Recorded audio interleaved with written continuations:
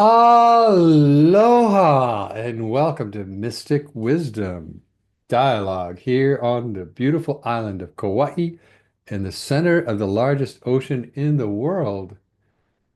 And what a beautiful day it is. I'm Wayne Kealohi Powell, and this is how I extend my love is doing these podcasts for folks as I awaken my soul to the reality of life here on Earth.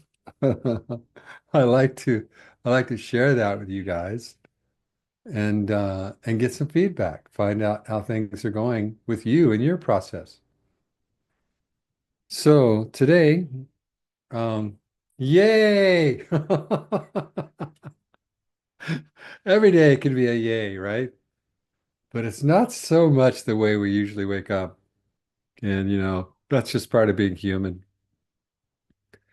But nevertheless, I've been going much deeper in my meditations with A Course in Miracles and the principles of Kahuna science and the transmission of Morna Simeona for self-identity Ho'oponopono.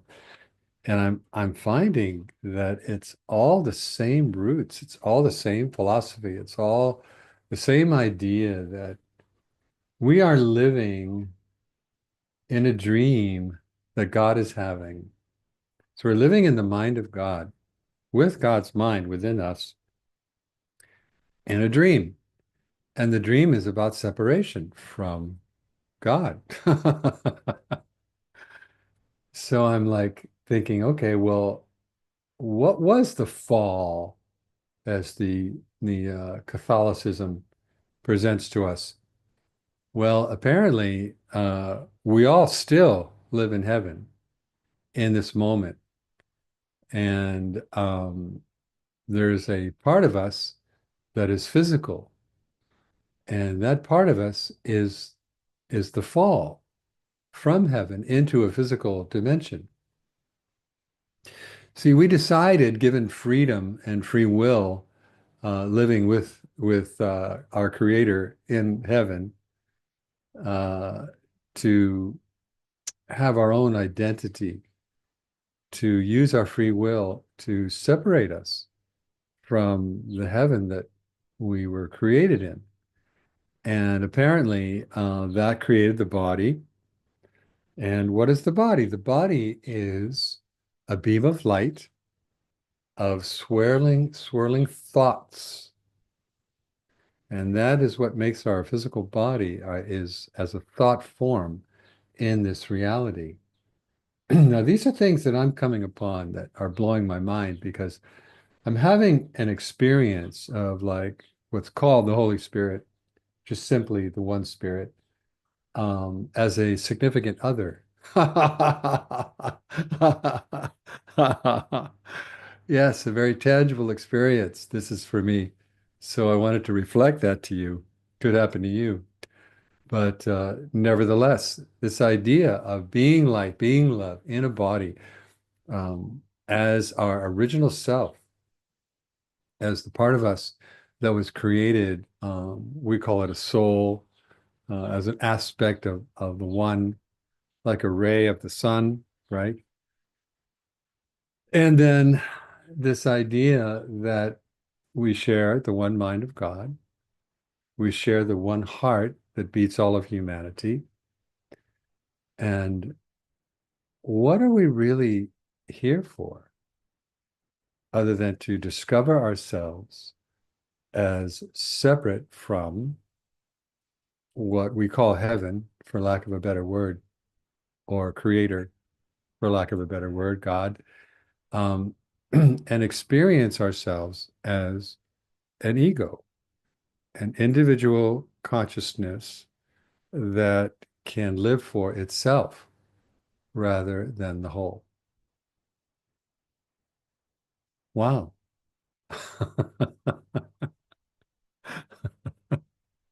How silly.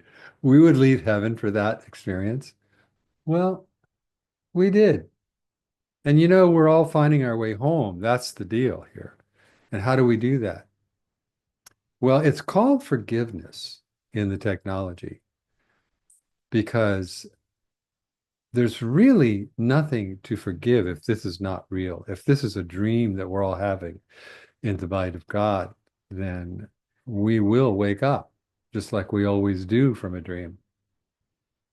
And people who have died, and come back, there have been so many, we can't even count them all, but they all testify to waking up from this dream and entering a field of love that they can't even express. It is so powerful and overwhelmingly warm. They try and describe it and they can't put it into words. It's so fulfilling for their soul to go home. So that's who we are, apparently, in this dream. And what that means is that nothing here really means anything. Boy, the ego hates that one. Because its job is to give everything meaning and to use that meaning to scribe reality. And we bought it. We actually created it. And so it's very real in a sense, in senses. Yeah, I heard that. It's very real because it is central experience. Um, we have the ability to feel so deeply all of through the senses. And yeah, so it's very difficult to takes a lot of training, apparently, to change that mindset that this is the only reality. And that was another thing that we bought early on, with certain religious studies that some believe in reincarnation and some believe this is our only shot. Well, see, that's the problem with belief is that it's just part of the dream that we're having. It's not real. In fact, belief in itself, it separates people. Um, People get very threatened when their beliefs are challenged and can actually become violent in that regard, as we've seen in the world with so many wars and so much genocide. And so, wow, if none of this is real, then what is real? That is the question. Let's take a deep breath and just let that thought in for a minute. Just let the thought in that perhaps you are dreaming your life into being. And in the world of duality, of course, this has an advantage and a disadvantage. The advantage is you could change the dream, and that's very shamanic. I learned studying in Huna, Kahuna science, that yes, you can change the dream anytime you want, that our mind is that powerful. Yeah. So that's the upside of this being a dream. And the downside of this being a dream is that we perhaps took on a fair amount of guilt during the separation from heaven, from God, and that we're still carrying that in all kinds of forms. And so the only way that I'm aware of to process that is through forgiveness. And what are we forgiving? Well, we're forgiving ourselves for buying this whole lonely journey through thought as real. Let's breathe that in. We're all sharing a lonely journey through time and calling it real because it feels real. There's nothing wrong here with that. But what if I told you, and you could hear this through the core of your being that you are, as I am, we all are, the sons, daughters of Creator, a ball of light living in a bag of flesh that is learning to be a happy learner, dealing with all the stress, the pain, and the suffering. A ball of light, learning how to process this dimension and all of the challenges in it, because it conjures feelings that are not happy. And that is not God's will, according to the Course. God's will for us is perfect happiness, period. So anything that doesn't feel like perfect happiness, that's not God's will.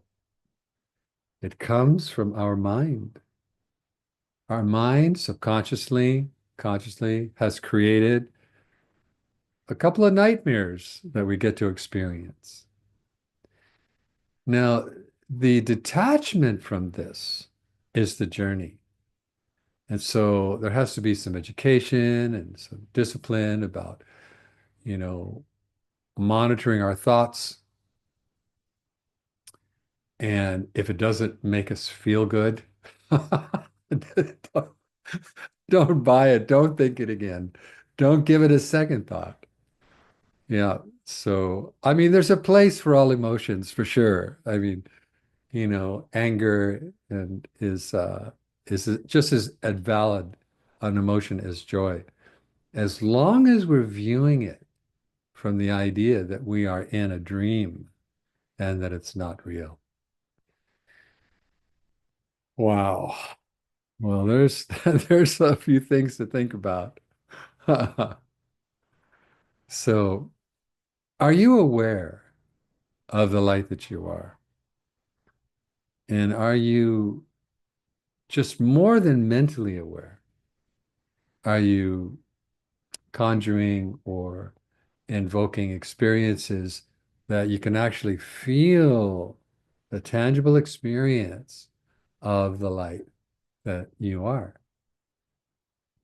And because what this does and how you know this is working is when you see others and when you look in the mirror, you'll see innocence.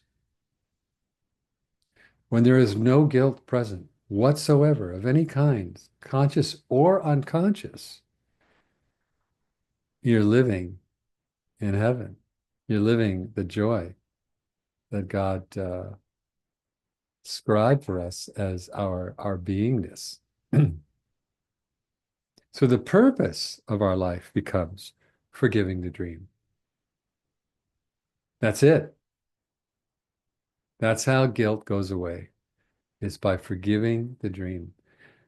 In fact, you don't even have to forgive yourself for things you think you did or you think other people did, because in the dream, they're not real. Yeah.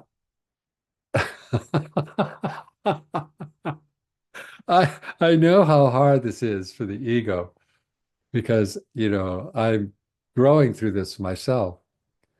But it creates an enormous amount of freedom and joy when you get these concepts rooted inside. And I'm having a lot of great experiences sharing this with people as an Uber driver. It's really, really been fun and educational. And, more than what's being shared with the riders in the back seat, my experiences with the Holy Spirit guiding the perfect ones, the perfect riders, and myself to meet. And I'm always curious when I get a ding on the phone, who is coming to dinner? And I don't have any investment that anything take place. Some of the rides are just in total silence. where I'm guided to play a soundtrack that is very peaceful or uplifting. And and then I just fill the cab with the joy of love as I'm uh, ushering these people to their destination.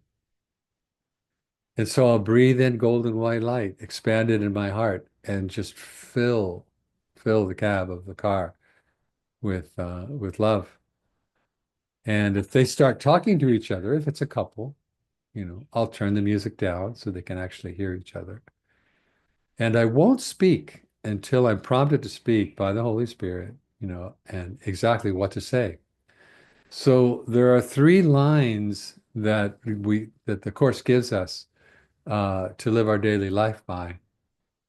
And it's uh, what do you want me to do? Where do you want me to go?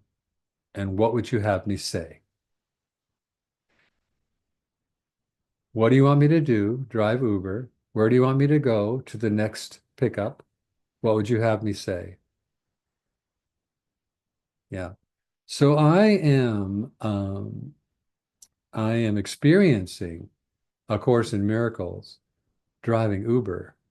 And I keep having this idea that we need like the Uber Chronicles with different stories of riders because miracles after miracles, and there is no size to miracle. A conversation that is fulfilling is a miracle. It says in the Course that communication is love, period. That's it. That's it. Communication is love. So think about that. And you know where I first experienced that to be true?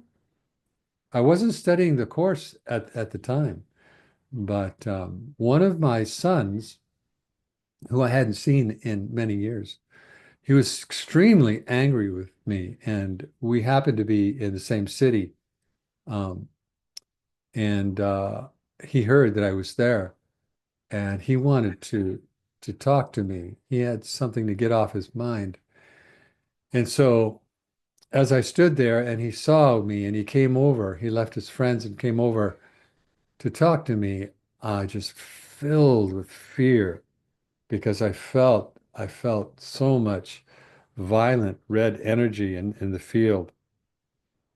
But I just stood there and I the words would even come out to greet him because there was so much fire in his being. And he got really, really close to me and he just let me have all of his anger. He just dumped it right onto me. And I just received it in grace, believing full of guilt that I deserved it. And in the dream, I did.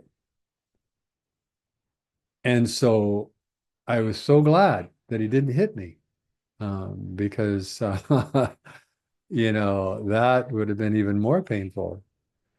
It felt like he was going to, though. The anger was so great. But then he, when he was done, and I didn't say a word, he turned around and walked away.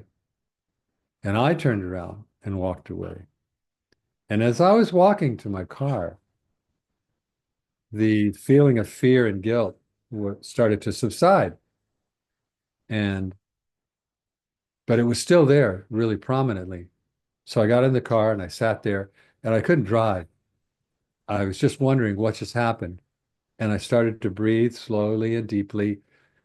And all of a sudden, this feeling of being absolutely loved by my son, that he would honor me with his anger, I felt so loved. And so that was one of the first experiences that was out of the box that showed me that communication is love. Because there's always love underlying communication. Check it out in your life. Yeah. Like that story I told about my mother. She was condemning me. And when I figured it out, that it was because she loved me so much, that changed everything. Yeah. So what are we forgiving? We're forgiving our perception of the dream, forgiving our perception of ourself in the dream and all the things that we've done or think we've done and think we should be punished for, which we will attract punishment. Yeah, because guilt requires punishment. There you go. And how could we not feel guilty separating from God, the original fall? I mean, the beauty of this whole waking up from the dream is we go home. Every single soul goes back to infinity, where it belongs, where it came from, with all the love that it engendered in this lifetime. It's like a bank account that accrues interest every time there's a condition of love that takes place in this dimension in the dream. Yeah, that love is eternal because that's who we are. That's why we're here. And so that sticks. That is always present. And even in the most ugly situations, it doesn't mean love is not present. It just means that we have painted ourselves into a corner and it doesn't feel like we know our way out. Like a perfect example, would be war or divorce or, you know, gosh, just even the thoughts of suicide. And I know, where that comes from is where the ego is so trapped, it sees no way out and it wants to go home. So it takes the life of the body. And so the life of the being goes home for a brief time. Um, it is my projection that because this person quit, that they have to come back for those lessons and until till they get the lesson. So there's the idea of becoming a happy learner, regardless of what's going on in our life. That's what they call it in the course, a happy learner. And what I love about correlating all these systems is one thing I really, really wrapped around when I was studying Huna, Kahuna science, is that, yeah, this is a dream. It's exactly the same. The correlation of the first principle, which is the world is what you think it is the principle. Um, and then everything is a dream. That's Huna. Now think about that for a minute. The world is what you think it is. So that means that we are projecting the entire world, the meaning of everything and everyone. We are projecting that.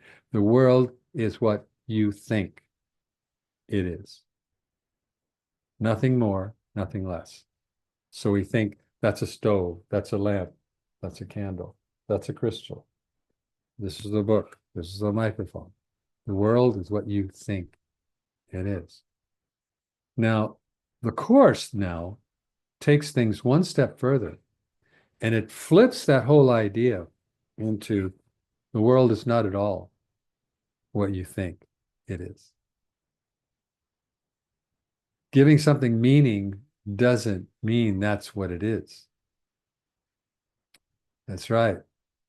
Giving something meaning is for the purpose of communication so that you can identify something and have a conversation about it or an inner dialogue about it. So when I took my Huna training, my Huna teacher training in 1995, we had to give a talk about the principles, the seven principles of Aloha. Ike, Kala, Makia, Manawa, Aloha, Mana, Pono. And we had to give a talk about each principle and what it meant to us so that we could practice sharing this with others. Well, I got up there very proudly, thinking that I knew it all, which is one of my human traits. And so I thought, oh, I'm just going to blow their minds and we're going to recite the principle. The world is what you think it is. And then we're going to offer them the world is not at all what you think it is. There was a couple of heads that turned back then in 95. It's like, where is he going with this? Second principle, there are no limits. Ah, but there are only limits.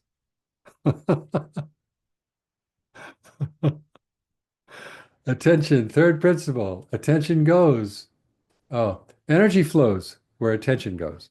It's very common knowledge today in all spiritual paths. They're using those exact words that Serge King put in a book in early 1970s or 80s anyway. Um, yeah, energy flows where attention goes. So I said, attention goes where energy flows. And there it is again. You see, there's a relative truth to each one of these principles. Yeah. And Manawa, all power comes from within. Now, see, the ego doesn't buy that at all. And that's the first real truth pointing to who we are so clearly. All power comes from within. Within what? Good question, right? Because the ego has given all power to the world. And once again, that's a relative truth in the dream we're all having. Yeah. So you can see how I loved correlating the Course in Miracles with Kahuna science. And then when I started studying Zero Limits and Morna Simeona's work, you know, it took it even deeper as I had an experience with, my first wife and my three sons. There was there was 17 years of communication was not available, even though I tried many times to express, um, how I was so sorry about things that took place. It wasn't received. And so animosity played in to those relationships for 17 years until I started studying Ho'oponopono. And that system, when I heard about um, through Joe Vitale, I heard the story of Dr. E. Haleakala Hugh Lin and how he just cleaned his own mind, and 30 of 32 patients in a maximum security uh, wing of a hospital were healed. And that blew my mind completely. And I thought, okay, well, or Morna, who was his teacher, is taking this beyond the limits of what I'm aware of is possible. So I took that system for a test drive with my family, and I discovered it actually worked really, really well to create a miracle that I had wanted and longed for 17 years. And what I had to do was exactly exercise the philosophy I just shared with you.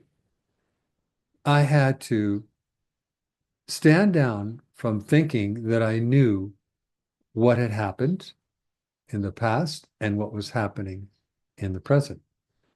Because what I was holding in my mind that they hated me or didn't like me, to put it more lightly, or didn't want anything to do with me, as I was holding that in my mind because it was my experience. it solidified the relationship to become that. And so they didn't like me. And we couldn't communicate. Now, isn't that interesting that the experience of that became the form that we would run that relationship through for 17 years until I learned self-identity, Ho'oponopono, and I took full responsibility for what was in my own mind, what was holding that in place.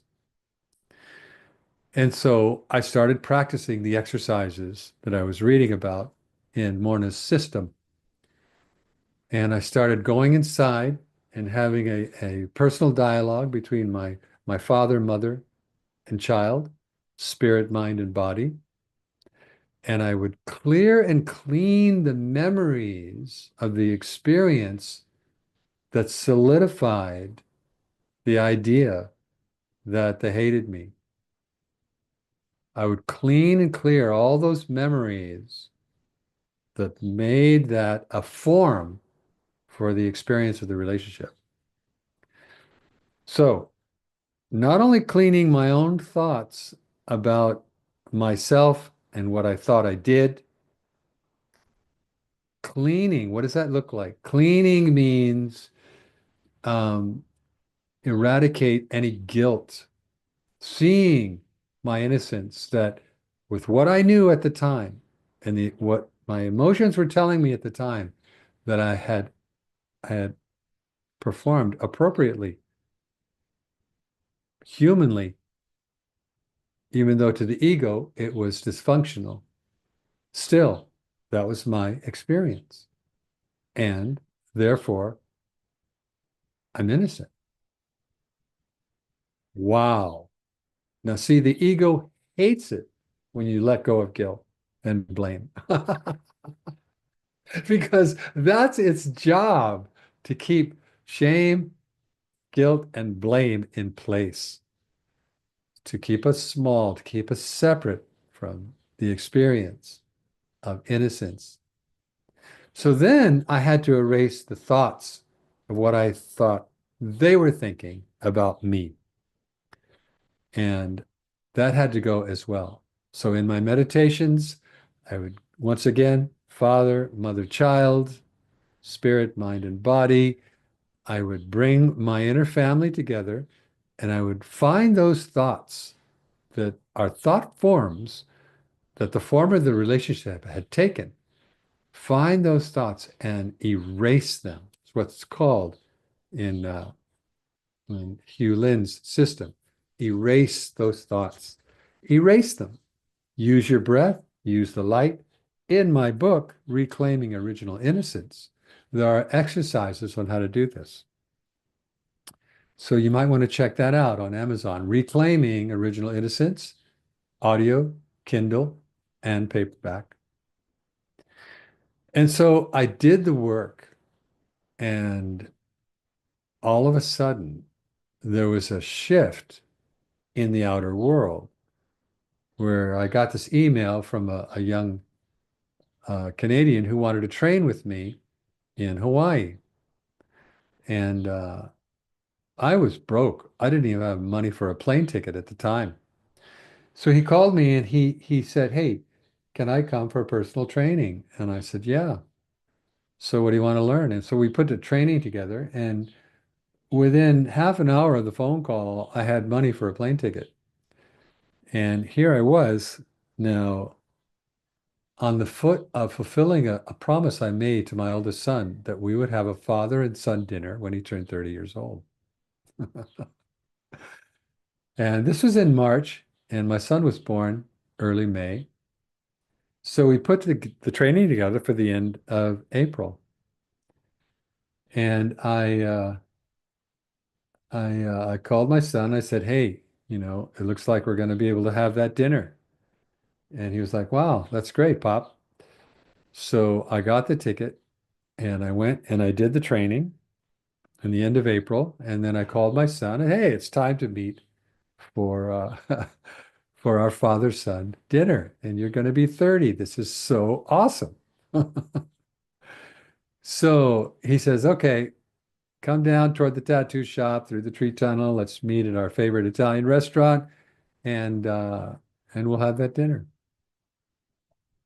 So we're sitting there in the restaurant and there's light music coming through the speakers and the roof. And I've just ordered my favorite meal and he's ordered his. And we got a fresh brew from down the street, a nice draft.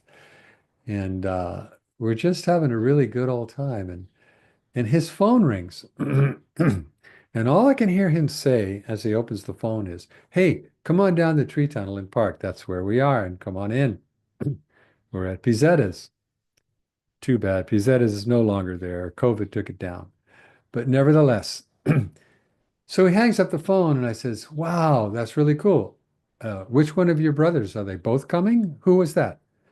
And he says, no, Pop. He goes, that was Mom.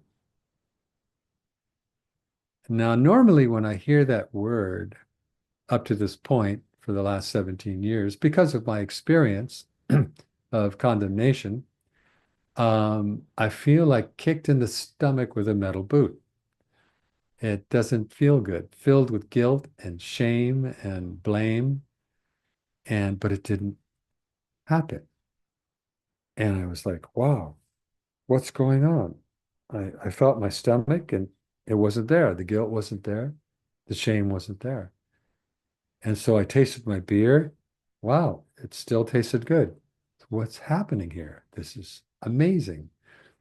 So she arrives, and my son, who's really large, he gets up and gives her a big hug. It's just enfolds her in his wings, and then I thought, wow, that looks like fun. So I stood behind him, and as he moved out of the way and went back to sit down, I looked at the woman that I was married to for 16 years, had three children with at home, and she's smiling at me for the first time in 17 years. And I smiled and we hugged. And I moved over to the table, pulled out the chair. She sat down and she started sharing her life with me, um, like the last 17 years didn't even occur.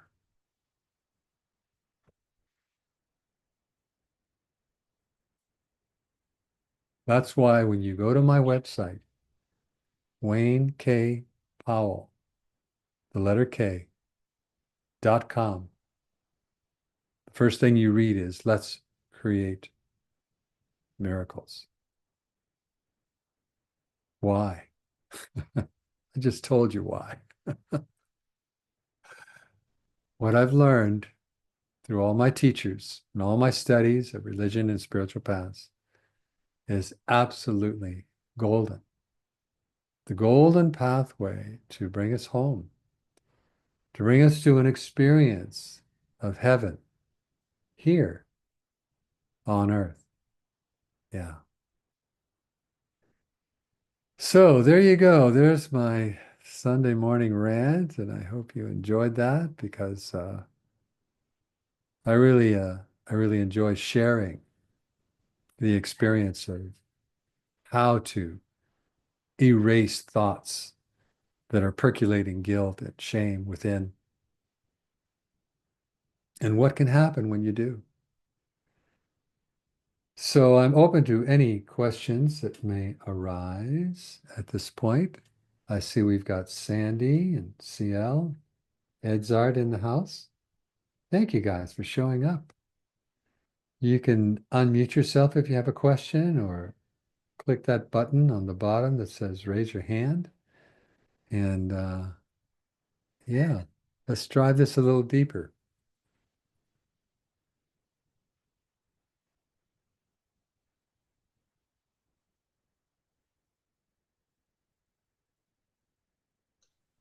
Okay, Wayne, it's CL. Aloha, That's CL. Aloha. That is such a touching, incredible story Yeah, about that healing. I'm so moved. thank Thank you. you so much for that and everything else you've shared today. Thank you. Mm. I missed you last week, to be honest. Oh, I'm sorry. I actually had to be gone somewhere. No, Uh, no worries. Seriously, I'm just sharing my love with you. oh, that's so sweet. Oh my gosh. So I'm very curious about something you said about the Holy Spirit showing up Yeah, as a significant other. sure. Yeah. Well, Someone in the flesh can be Holy Spirit. CL, I believe for 39 years um, that I was a partner person in this life. That was my whole presentation in this life. And I had partners for 39 years. I had two successful marriages, one 16 years and one 10 years, and three children. And now I have three grandchildren. And the second marriage had three books instead of three children. And I lived with other women or, or dated them for a couple of years each in between. And so when the second marriage went down, when we decided mutually to unglue ourselves, I still had this feeling and this belief that, um, I'm a partner person. Well, the Holy Spirit had something else in mind because up to this point, I had only been alone for 18 months, two times in the 39 years, in between partners, twice for 39 years, for a short period of time. So when the second marriage ended, I really expected 18 months there'd be another partner.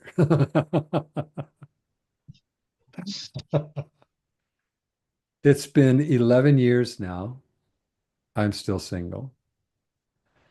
And it's taken this long to realize that the Holy Spirit is my new partner.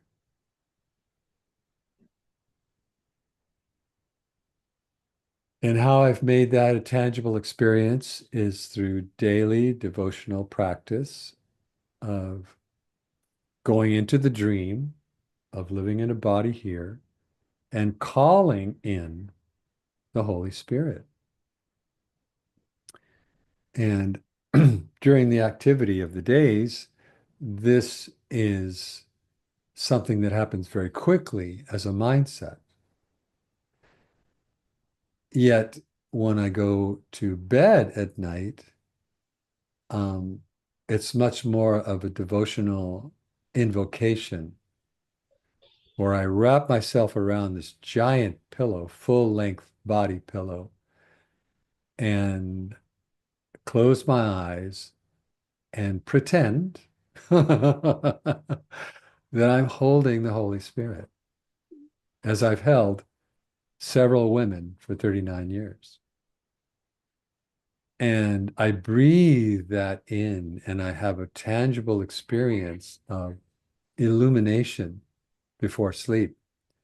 And I will also make sure that I'm not taking any um, resentments or regrets into my dream time by saying something like, "Oh, please forgive me for my humanness of this day. If I've offended anyone in any way, or even myself with my thoughts, I forgive myself now." And I let that wash out so that I have a nice, clean, clear dream time holding the Holy Spirit. Well, okay. There you go. Yeah, well, that's just as touching as your story earlier. So I guess I'm just in an altered state from all this, and I appreciate you. Oh, It's thank good you to so look much. into your eyes over the waves of Oh, whatever this is. well, bless your heart, Thank, Seal. I totally love thank you, dear. Totally love you. Love, love, love, love. You. you. Thank you. You know, I actually practice what you're telling. Hmm.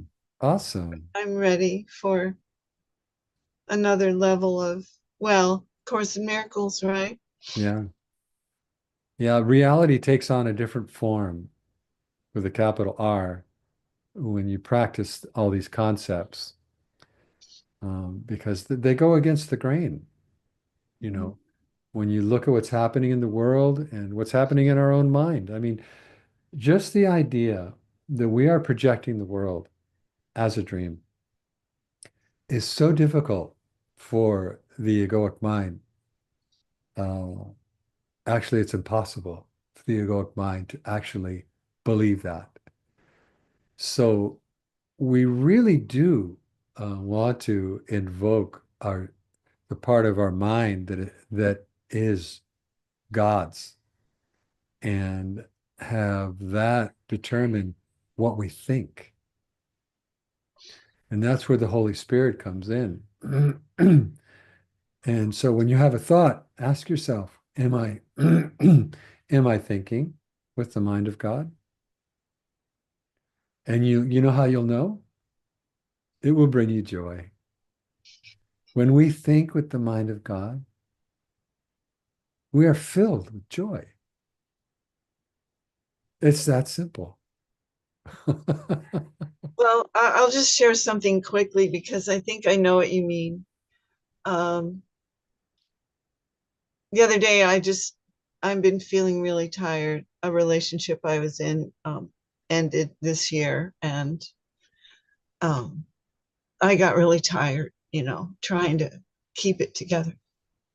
So I'm giving myself a lot of space to feel and be and move and bring myself, back to a connection with my higher being, with the divine. Um, so I just decided to walk up into the woods here and do the dance to the four directions. And I heard the little voice inside me say, I think it was in my heart, said, I want you to do this dance, nine rounds, which is the full dance. And I said, wow, I don't know if I have it, but I'll do it. And so I did it. And so it's like Qigong. It's like a beautiful magnetic connection with the earth. I was up in the woods here with these beautiful old trees. And afterwards I kind of bowed to the north and I said, I just I was in my body by then. I didn't have any thoughts. And it came through. It just said the sweetest thing. It said, you will come back to your full expression. Mm, And I knew that that was not my thought. mm, That was something from, you know, the higher realms of being. So, mhm. and then I read the I Ching and it said, it really it showed the difference between thinking and receiving like that. Sure. Yeah. Well, thank you for You're sharing welcome. that. Thank you. Yeah. Well, I think that you're doing a really good job, and just continue, forgiving our humanness for all of us is all we can really do, and bringing ourselves back to reality as far as being love in a body. Yeah. So I want to leave you with this thought. All of you are watching this on the replay, and that when you wake up in the morning and your feet hit the floor, be thinking about those three lines. What would you have me do? Where would you have me go? And what would you have me say? Take a couple deep breaths, let the light in, and then follow your guidance. Yeah. So thank you all for showing up today. And I hope to see you next Sunday because I'll be here, regardless of what's going on with me, with more Mystic Wisdom dialogues. And you can find these audio. They are on my site. You can listen to them in your car. They're all recorded. You can listen to them at the gym, when you're jogging, when you're cooking food. Um, I know I listen to podcasts every day that inspire me and lead me home. So blessings on your journey. And thank you all for showing up, especially Hope. Hope, thanks for showing up and helping put this together. And CL, I hope to see you again next Thank, Sunday. thank you, Wayne. Bless you. Love you. All right. Love you guys. Aloha and ahui ho.